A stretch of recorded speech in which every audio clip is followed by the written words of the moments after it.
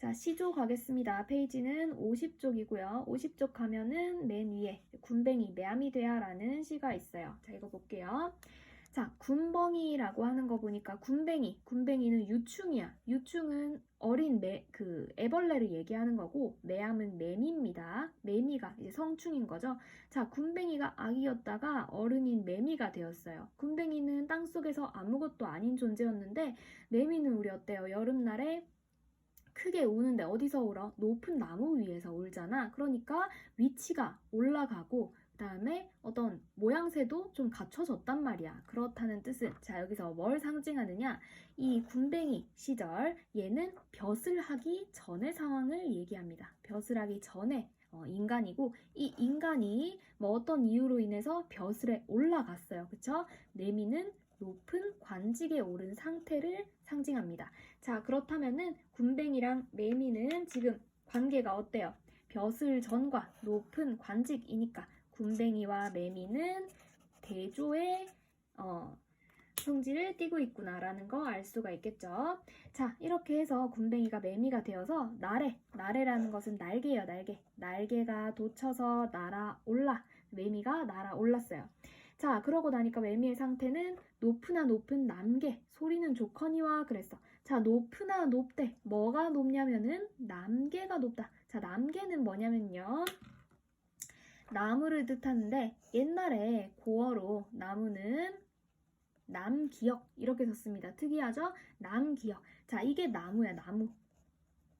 그러면 나무에 올라가서 높디 높은 나무에 올라가서 우는 매미니까 자 우리 고전 시가에서 높은 나무 자, 이런 말들이 나온다. 이거 체크하세요. 자 고전 시가에서 높은 나무란 말이 나온다 하면은 얘는 뭘 상징하느냐?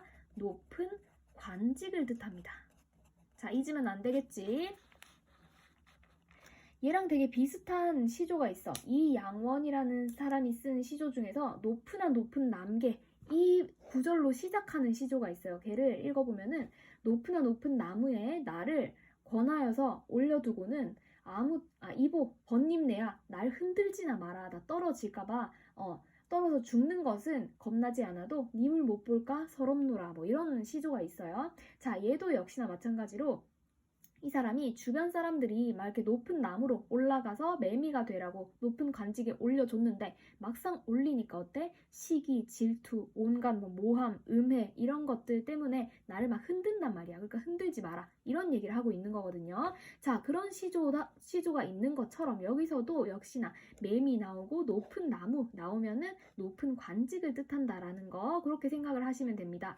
자, 높은 관직에 올라가니까 신이 났잖아. 기세가 등등하단 말이야. 소리가 좋아. 자, 신이 났어. 자, 이때 소리가 좋다라는 것은 막 마음껏 권세를 부리는 그런 상황을 얘기해요. 자, 그런데 높은 자리에 올라가서 마음껏 권세를 부리다 보면 아까 봤던 그 시조처럼 이양원의 시조처럼 시기 질투하는 사람, 그 다음에 뭐 모함에 빠질 위험 이런 것들이 있기 마련이죠. 자, 그 얘기를 마지막 줄에서 하고 있습니다. 그 위에 거미줄이 있으니 자, 거미줄 세모할까요? 거미줄은 딱 봐도 이 매미한테 있어서 거미줄이란 마이너스적인 요소인 거 알 수 있겠죠. 자, 이때 거미줄은 뭘 상징하냐면 아까 계속 얘기했던 것들 시기, 질투, 그 다음에 위에 올라간 사람들이 받기 쉬운 모함이라든지 뭐 음해라든지 이런 것들을 상징하고 또 한편으로는 자 이런 것들에 대해서 조심해라 경고를 주기도 하고요. 또 한편으로는 네가 올라갔으면 뭐 과욕을 부리거나 욕심 부리거나 자 이런 것들 좀 조심해라 조언으로 볼 수도 있습니다. 자, 두 가지로 볼 수가 있네요. 경고로 보든지 조언으로 보든지 경고로 볼 거면 시기, 질투, 모함, 음해 이런 것들에 해당하고 조언으로 볼 거면 볼 거면 네가 뭐 나중에 가서 뇌물을 받는다든지 이런 과욕이나 욕심 같은 거를 경계해라. 자, 이렇게 두 가지로 얘기를 하고 있습니다. 자, 이때 거미줄이라는 것은 어찌됐든 이런 것들 다 안 좋은 뜻, 부정적인 의미로 사용되고 있습니다. 자, 그리고 그것이 있으니 그를 조심하여라 라고 하면서 이 사람을 지금 조심시키고 있어요. 자, 뭐뭐 해라 라는 거는 명령형 어미가 나타난다는 거 볼 수가 있습니다. 자, 그러면 여기에서 밑에 정리를 좀 해보자. 자, 우선 아까 대조적인 시어가 쓰였네. 대조적이라는 또 특징이 있고, 또 한 가지는 우리 옛날부터 봤었던 까마귀, 백로 이런 것들 있지? 전부 다 자연물에 빗대어서 자신의 정서를 드러냈어요. 자, 그런 것들 돌려서 말한다 해서 우의적이다 라는 거 계속 했었죠. 여기서도 마찬가지 굼벵이나 매미 이런 나무 이런 데에 빗대어서 표현을 했네. 우의적이다. 자, 그렇다면은 우리 상황이랑 한번 찾아볼게요. 자, 상황은 지금 어떤 상황이야? 굼벵이였던 애가 매미가 되었어. 높은 관직에 올랐지. 벼슬에 오른 사람한테 지금 조언해주고 있는 상황이지. 자, 처한 상황은 벼슬에 오른 이에게 조언을 해주고 있는 상황이다. 자, 이렇게 정리를 해줄 수가 있겠고요. 그 다음에 정서랑 태도는 한 번에 묶어서 한번 얘기해볼까? 지금 이 사람, 이 대상한테 충고해주고 있고, 조언해주고 있고, 한편으로는 또 경고해주고 있다고도 볼 수가 있네. 자, 이런 정서와 태도가 보이고요. 요거 체크해서 주제를 한번 정리해보면 어떻게 될까요? 벼슬길은 굉장히 험난하다. 벼슬길의 험난함을 경계해라. 경계를 하고 있다. 벼슬길의 험난함, 경계 요 정도로 정리를 해줄 수가 있겠습니다. 자, 여기서 알아둬야 될 것은 고전 시가에 자주 나오는 이런 높은 관직을 뜻하는 거, 높으나 높으디 높은 나무 이런 것들 좀 기억을 해두시고, 그 다음에 남계 같은 것들은 우리가 이거를 알아두지 않으면 이거 해석을 절대 못하지, 그치? 높은 남계가 뭐야? 남계 소리는 좋거니와 전혀 해석을 못해요. 그래서 이런 것들은 좀 외워둘 필요가 있습니다. 알겠죠? 자, 남기역 이런 것들은 나무를 뜻한다. 나무의 고어이다. 이런 거 잘 기억을 해두세요. 다음 말이 놀라거늘 볼게요. 자, 이때 말은 동물 말이에요. 이 사람이 말을 타고 가는데 보자. 말이 놀라거늘 갑자기 말이 확 놀라길래 혁 잡고 굽어봤대. 자, 혁이라는 것은 말의 고삐를 말합니다. 자, 말의 고삐를 이렇게 잡고 말 위에 이렇게 말이 이렇게 있죠. 말이 이렇게 있으면 사람이 여기 타고 있을 거 아니야. 그치? 사람이 이렇게 타고 있으면은 말이 확 놀라가지고 고삐를 잡고 이 위에서 굽어봤대. 위에서 이렇게 아래로 이렇게 굽어서 보았더니만 금수청산이, 자, 금수청산 동그라미 할까요? 자, 금수가 뭔지는 모르겠으나 청산이라는 거 보니까 뭔가 자연 풍경 같아. 자연 풍경이 물속에 잠겨 있구나 라고 합니다. 자, 무엇 세라라고 하면은 뭐뭐 하구나 감탄형입니다. 자, 우리 지금 시조 말고도 여러 가지 뭐 가사라든지 고려가요 이런 것들 많이 배우잖아요. 그런데 거기에서 좀 자주 나오는 말, 이렇게 지금 정리를 좀 할게요. 지금처럼 뭐뭐 세라, 원래 형태는 셰라입니다. 셰라, 예를 써가지고 셰라인데 무엇 셰라라고 하는 것은 뭐뭐 하는구나 해서 감탄형을 나타내는데, 나중에 우리가 고려가요 중에서 가시리라는 걸 배우게 되면은 선하면 아니올셰라라는 말이 나옵니다. 자, 여기에서 아니올셰라에서 리을셰라 있죠. 자, 셰라 앞에 리을이 붙는 경우는 전혀 다른 뜻이 돼요. 얘는 뭐냐면 뭐뭐 할까봐 두렵다라는 의미가 포함이 됩니다. 그래서 요거는 그냥 참고로 알아두세요. 자, 그냥 셰라는 뭐뭐 하는구나 감탄형의 어미이지만 리을 셰라는 뭐뭐 할까봐 두렵다. 나중에 가시리 고려가요 배울 때 되면은 또 나올 겁니다. 자, 어쨌든 간에 뭔지 해석 얘가 왜 놀라나 해서 딱 굽어봤더니만 어떻게 되어 있느냐, 아름다운 이렇게 청산들이 있잖아요. 자연이 있는데 그 밑에 이렇게 물이 있어. 그치? 자, 물이 있으면은 이 밑에 그림자처럼 이 아름다운 자연이 물 밑에 이렇게 비친다라는 얘기입니다. 자, 어떤 그림인지 알겠죠? 금수청산이 물 속에 잠겨 있는 것처럼 비쳐 보이는구나 해서 굉장히 멋진 광경이라는 거 알 수 있습니다. 자, 청산이라는 게 자연인데요. 금수는 뭐냐면은 비단에 수놓은 것 같다라는 뜻이야. 비단에 수놓은 것처럼 아름다운 자연, 청산, 푸른 산이구나 라고 얘기를 하는 거예요. 자, 그렇다면 이 사람은 지금 자연의 풍광에 대해서 이렇게 관찰을 하고 굉장히 감탄하고 있는 그런 상황이죠. 자, 겨 마라, 놀라지 마라. 자, 이때 겨는 저입니다. 저 마라. 이 마라, 놀라지 마라. 이를 보려 하노라. 자, 이때 이는 뭘까? 그러면 아름다운 경치를 얘기하는 거겠지? 나 아름다운 경치를 보려고 하니까 놀라지 마라 하는데 이때 화자 생략되었죠. 누가 아름다운 경치를? 내가, 그치? 나는 아름다운 경치를 지금 보려 하니까 놀라지 마라 라고 얘기하는 겁니다. 역시 자연을 예찬하고 있는 거잖아. 화자는 생략이 되었고 옆에 보세요. 지금 처한 상황이 어때요? 상황은 물에 비친 아름다운 자연을 감상하고 있지? 이거 정리 한번 해볼까? 물에 비친 아름다운 자연을 감상하고 있는 이런 상황이구나. 자, 그러면 지금 정서는 좀 어때요? 정서는 이거를 보니까 물속에 잠겨 있구나 라고 하면서 뒷부분은 생략되어 있지만 우리는 예측을 할 수가 있지. 굉장히 찬탄하고 있어, 그치? 와, 예찬하면서 흥겹기도 하겠다. 그래서 찬탄과 흥겨움의 정서가 드러난다. 이렇게 볼 수가 있고요. 자, 그 다음에 태도는 어떨까? 우선 찬탄하니까 예찬적이다. 막 이렇게 예찬을 하고 있다. 그 다음에 자연을 좋아하지. 그런 것들 자연 친화적이다 라고 볼 수 있습니다. 자, 그러면 이거 다 합해볼까? 주제를 어떻게 정리할까? 아름다운 자연이라는 거는 우리가 조금 줄여가지고 절경이란 말로도 쓰잖아요. 자, 요 말 써서 한번 정리를 해볼까요? 물에 비친 절경을 보면서 찬탄한다, 예찬한다 이렇게 정리를 하면 되겠네. 그러면 주제는 물에 비친 절경을 찬탄한다. 자, 요 정도로 주제를 아이고 밑에 미안해요. 밑에 자 요렇게 정리를 할 수가 있겠습니다. 자, 그러면 뒤로 넘어가서 위시조는 이 물 아래 그림자진이 요거는 패스할게요. 밑에 거부터 먼저 볼게요. 자, 홍진을 다 떨치고 자 요거 보세요.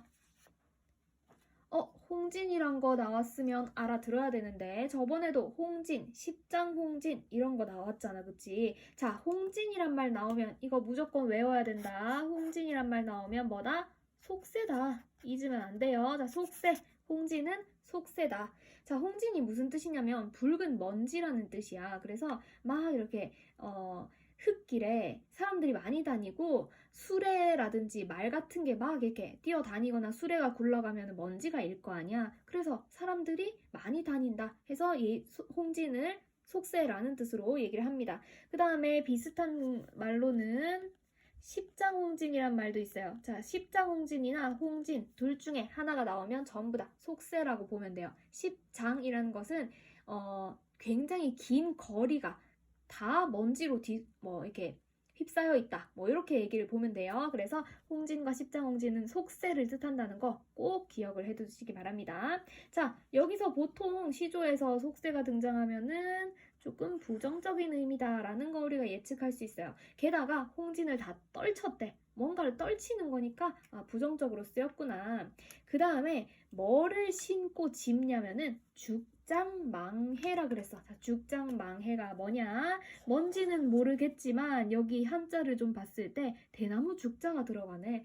그러면은 자연 아닐까? 이렇게 예측해 볼 수가 있는 거죠. 맞았어요. 자, 죽장망해는 여기서 긍정적인 시어, 자연을 뜻합니다.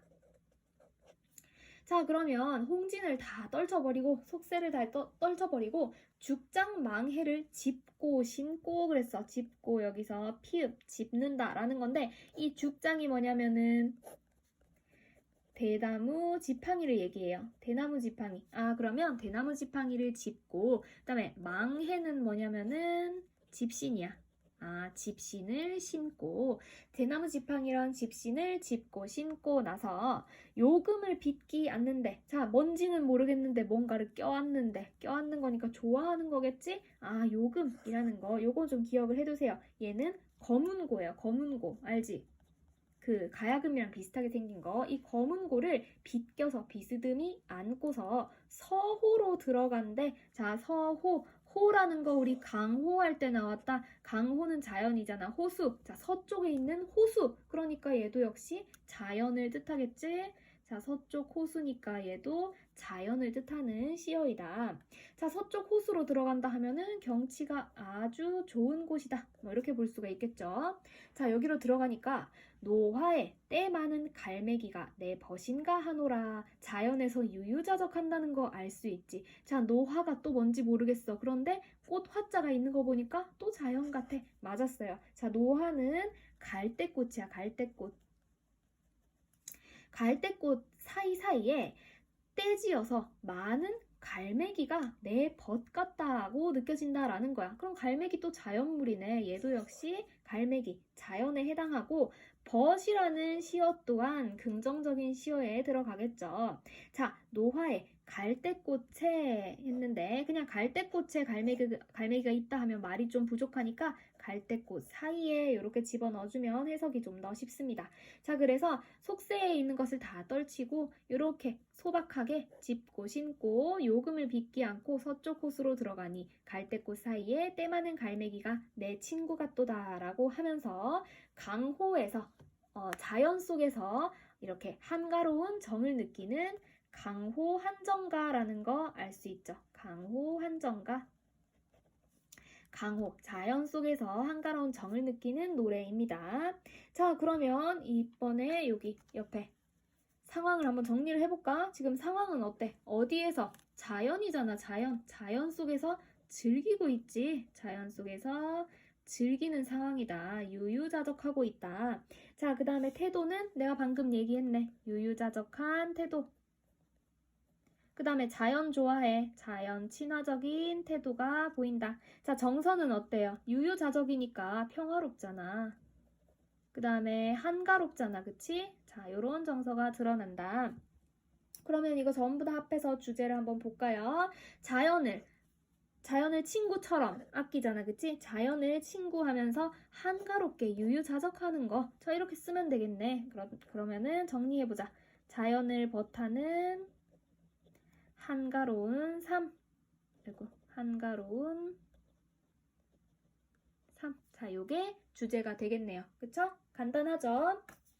자, 그러면 뒷장 넘어가 보세요. 52쪽 넘어가니까 한식 비엔날 요거는 앞에 47쪽과 중복되기 때문에 넘어갈게요. 밑에 내려가세요. 우탁이라는 사람이 나옵니다. 자, 우탁이라는 사람 딱 보면 뭐가 떠올라야 되느냐 하면은 탈로가라는 말이 딱 떠올라야 됩니다. 자, 이게 무슨 뜻이냐면 이 용어는 꼭 알아두세요. 자, 탄식한데 뭘 탄식해? 늙을 노자. 아, 늙음을 탄식하는 노래다 이런 겁니다. 자, 우탁은 탈로가로 유명해요. 늙음을 탄식하는 노래를 합니다. 자, 우리 이때까지 여러 가지 시조를 봤는데 그 시조들 대체로 이제 몇 가지의 주제로 나눌 수가 있었지. 뭐 자연, 강호 한정가라든지 그 다음에 뭐 사랑을 한다든지 아니면 임금에 대한 충성심을 나타낸다든지 이런 것들인데 그 분류 중에 하나가 또 이제 탈로가가 있어요. 탈로가라는 것은 늙음을 한탄하는 노래다라는 겁니다. 그 중에서 오탁이라는 사람이 굉장히 유명하고요. 자, 이 시가 유명한 탈로가 중에 하나인데 일단은 한번 읽어볼게요. 한 손에 막대 잡고 또 한 손에 가시 쥐고 그랬어. 자, 한 손에는 막대기를 잡고 한 손에는 가시를 쥐고 그랬어. 자, 여기서 보면은 생소한 글자가 나오지. 자, 시옷, 디귿 이렇게 합쳐져 있어요. 자, 이렇게 합쳐져 있을 때는 어떻게 읽으면 되느냐? 뒷자음을 된소리로 읽어주세요. 또라고 읽으면 됩니다. 자, 이거 저번에 우리 개랑시조 할 때, 개랑시조와 기생시조 할 때 이화우 흩뿌릴제 소매 잡고 이별한 님. 자, 그거 기억나요? 자, 거기에서도 보면은 흩뿌릴제라는 게 있어. 흩뿌릴제. 자, 이렇게 되어 있었거든요. 자, 이런 식으로 되어 있었어요. 자, 이럴 때도 시옷, 비읍이 합쳐지니까 이 뒷자음, 비읍을 된소리로 읽어주면 됩니다. 흩뿌릴제. 그 다음에 같은 시조에 또 이런 게 있었어. 외로운 꿈. 자, 꿈이라는 것도 시옷 기억이 합쳐졌으니까 뒷자음을 된소리로 읽어주세요. 꿈이라고 읽으면 됩니다. 그래서 여기서도 마찬가지로 또라고 읽으면 돼요. 한 손에 막대기를 잡고 한 손에는 가시를 쥐고 그랬어. 자, 그러면 아직 어떤 역할을 할지는 모르겠으나 자, 얘네들이 뭐 어떤 도구가 될 것 같아. 그치? 자, 그리고 여기에서 뭔가 운율이 느껴지지 않습니까? 자, 한 손에 막대 잡고 한 손에 가시 쥐고 라고 하면서 여러 번 나왔던 대꾸법이 쓰이고 있어요. 그쵸? 자, 그 다음에 두 번째 중장에 가보면은 늙는 길 가시로 막고 오는 백발 막대로 치려더니 그랬어. 자, 이 가시랑 막대를 들고 있던 이유가 뭐냐면은 늙는 것을 막고자 했대. 그렇다면 이 사람 늙는 거 싫어해. 그치? 싫어하는 대상 나왔네.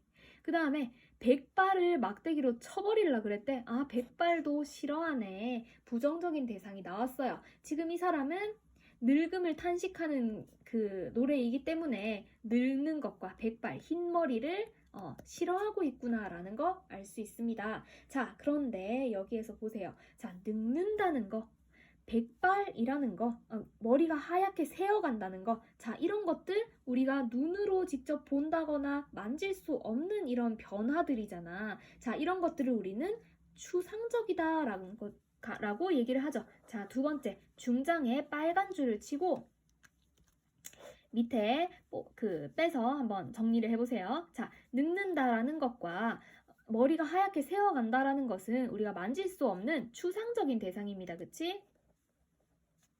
추상적인 개념이야. 자, 그런데 이렇게 만질 수 없는 애들을 가시로 막는다, 막대기로 친다 라고 하면서 뭔가 진짜 만질 수 있는 것처럼 표현했어. 추상적인 개념을 구체적으로 표현했지. 추상적인 개념을 구체화했다라는 특징이 있어요. 자, 꼭 알아두세요. 추상적인 개념을 구체화했다 또는 같은 말로 형상화했다라는 말이 있는데 자, 이거 어디서 들어본 것 같은 기억이 안 나? 기억 안 나면 안 돼. 이거 쌤이 얘기했었는데 앞에 돌아가서 15페이지의 황진이 시조를 보세요. 자, 15페이지의 황진이 시조 지금 돌아가서 한번 보세요. 보면은 동짓달 기나긴 밤을 한 허리를 버혀내어 라는 게 있어. 그치? 자, 이거 기억나?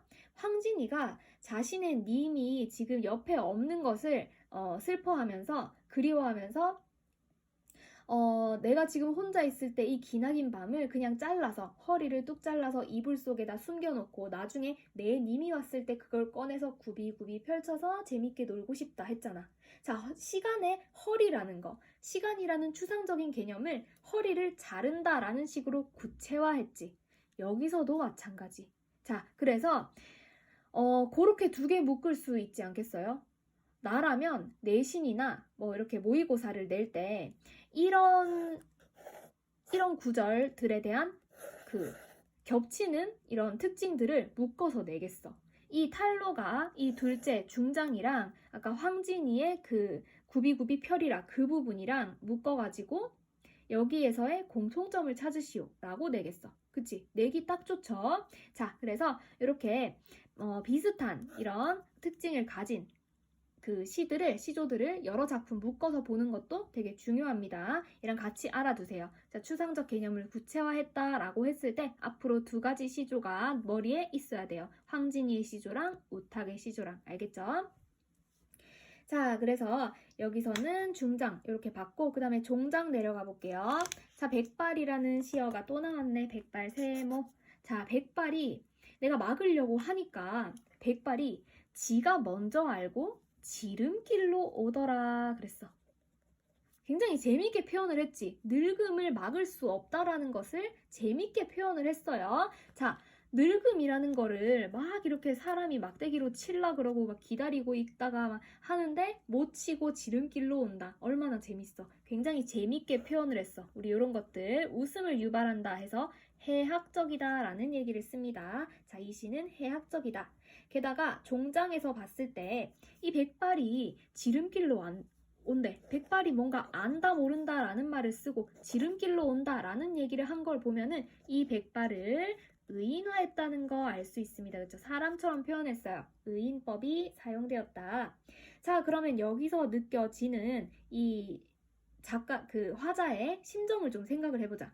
여기서는 뭐 어떠한 정서를 표현하는 말은 사용되지 않았지만 우리가 추측할 수가 있잖아. 자, 어때? 지금 일단은 탄로가이기 때문에 모든 탄로가는 한탄의 정서가 나타나겠죠. 그쵸? 한탄 일단 드러나겠다. 자, 여기 보니까 한탄이 드러나겠다. 그 다음에 모든 탄로가들은 또 인생무상의 태도도 드러납니다. 저 요걸 기억해두면은 다음에 어떤 탄로가가 나와도 요걸 볼 수가 있겠죠. 그쵸? 한탄과 인생무상이니까 이 시조도 역시 한탄과 인생무상의 태도가 드러나지만 지금 어때요? 재밌게 표현하잖아. 해학적으로 웃음 유발하고 있기 때문에 여기서 여유가 느껴진다라고 볼 수도 있겠고요. 그 다음에 해학적으로 표현했기 때문에 진짜 진지하게 한탄하는 게 아니라 그냥 어쩔 수 없이 받아들인다라는 의미에서 달관적이다라고도 얘기할 수 있습니다. 달관이라는 것은 해탈한다는 거, 해탈한 거. 한 계단 위로 올라가서 이렇게 내려다보는 그 경지에 이르렀다라는 얘기입니다. 자, 그래서 이런 식의 태도랑 정서가 드러난다. 이렇게 정리를 해줄 수 있죠. 자, 그럼 옆에 한번 정리를 해볼까? 자, 화자는 생략이 되었고요. 지금 처한 상황이 어때? 상황이 늙었잖아. 늙음을 한탄 중이다. 늙음을 한탄하는 중이구나. 자, 그 다음에 태도와 정서는 좀 전에 정리했던 거 같이 묶어서 볼게요. 자, 한탄을 하고 인생무상적인 태도도 보이고 하지만 해학적으로 표현함으로써 자, 해학적인 태도도 있어요. 이렇게 표현함으로써 해탈하는 달관적인 태도가 보인다. 요 정도로 정리를 할 수가 있겠습니다. 자, 그러면 주제 다 정리를 해보면은 늙음에 대한 한탄 이렇게 정리를 할 수가 있겠죠. 주제는 늙음에 대한 한탄.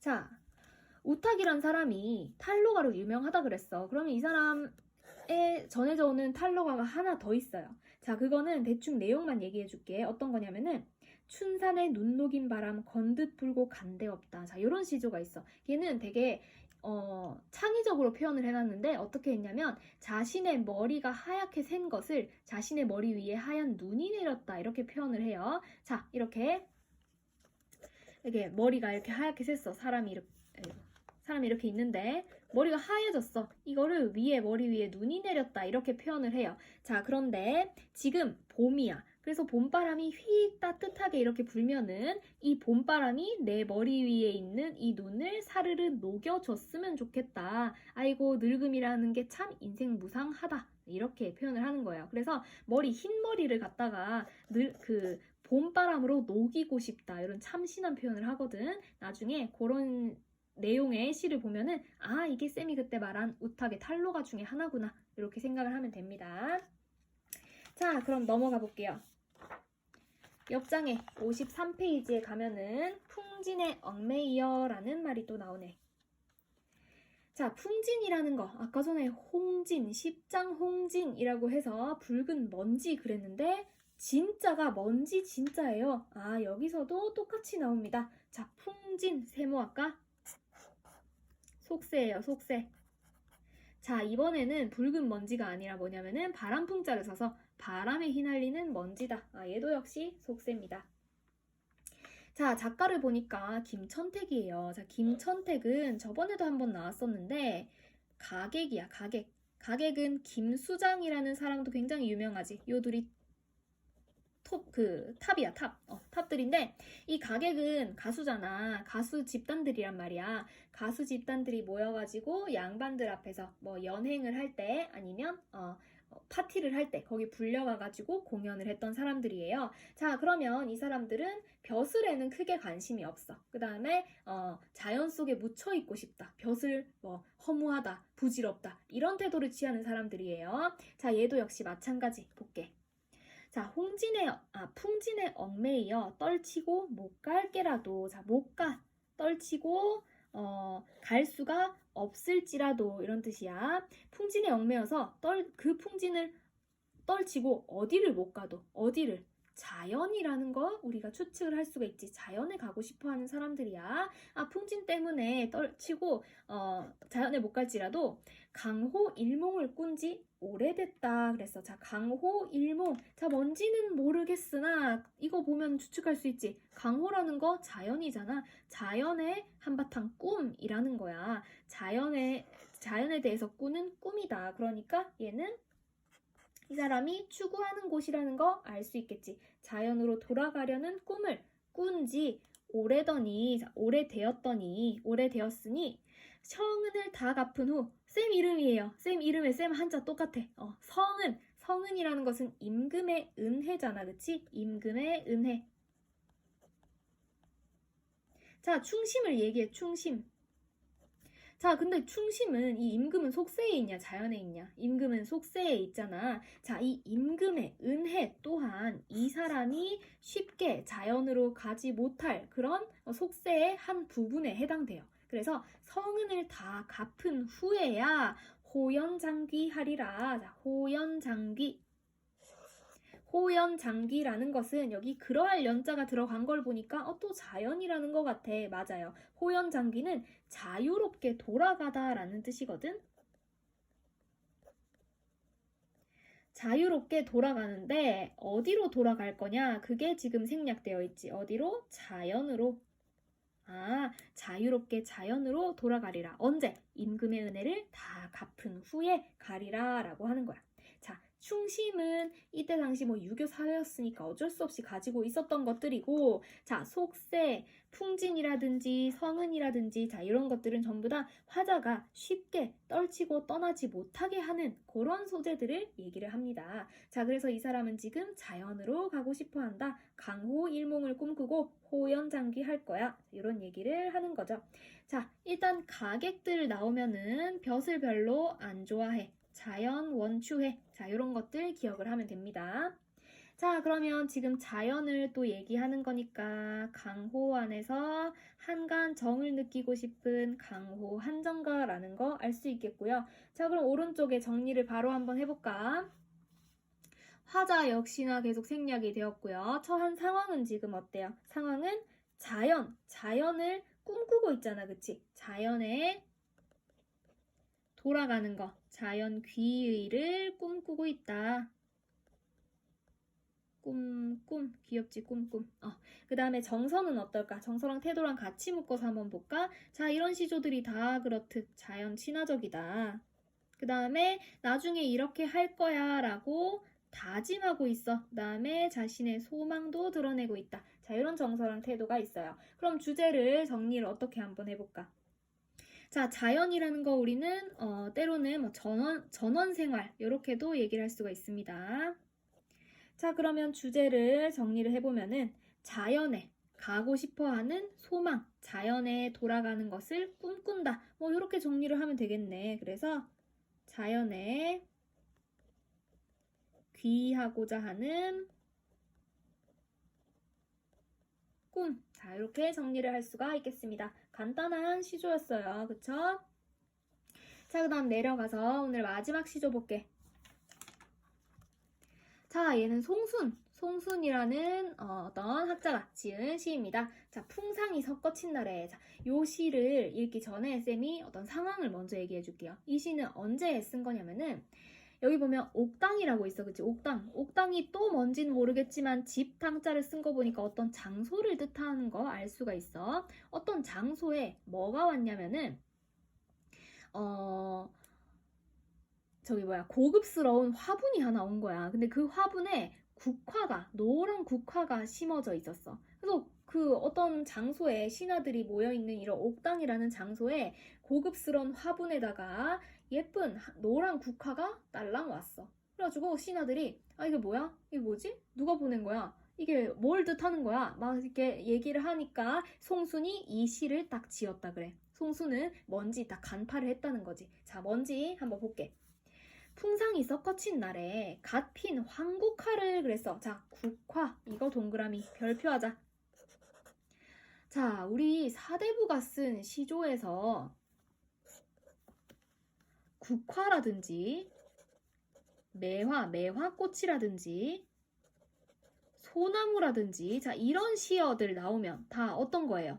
지조와 절개를 상징한다, 그치? 자, 이거 꼭 기억하세요. 자, 시조에서 국화나 매화나 소나무 같은 시어들이 나오면은 지조와 절개를 상징하는 애들입니다. 자, 그렇다면 풍상이 썩거친 날에 뭔가 섞어서 막 쳤어. 우리 섞어친다라는 말 되게 많이 나오지, 여기 시조에서. 그러면 보통 긍정적으로 쓰여, 부정적으로 쓰여? 부정적으로 쓰였어요. 여기서도 마찬가지. 풍상 한자 보니까 바람의 설이란 말이야. 바람풍의 설이상자. 아, 바람이랑 설이가 막 섞어치면 당연히 안 좋은 거네. 자, 풍상 세모. 안 좋은 거. 자, 풍상이 섞어친 날에 갓 피운 황국화가 벌써 예상이 간다. 지조랑 절개. 그다음에 이 지조랑 절개를 지키게 하게 못하는 막 방해를 하는 어떤 고난과 시련을 상징하는구나 라는 거 우리가 예측을 할 수 있어요. 아, 풍상은 고난과 시련을 상징하는 소재구나. 고난과 시련이 막 섞어친 날에 갓 핀 황국화를 금분에 가득 담아. 자, 금분 어딘지는 모르겠는데 금이래, 금. 아, 금화분이구나. 고급스럽게 왔다 그랬지? 아, 금화분이야. 중요한 소재는 아니죠. 자, 금분에 가득 담아서 옥당에 보내오니 그랬어. 누가 보냈어? 임금이 준 거야. 그치? 임금이 아랫사람한테 주는 것을 하사한다 그러죠. 임금이 뭘 하사했어? 황국화를 하사했네. 신하들한테.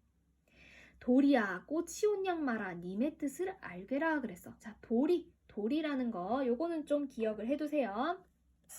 세모입니다. 일단은 자, 복숭아 도자에 오얏 리자입니다. 자, 복숭아 꽃이랑 오얏 꽃이란 뜻인데 자, 얘네는 금방 폈다 금방 지는 애들이야. 즉 지조와 절개랑은 거리가 좀 먼 애들이지. 그래서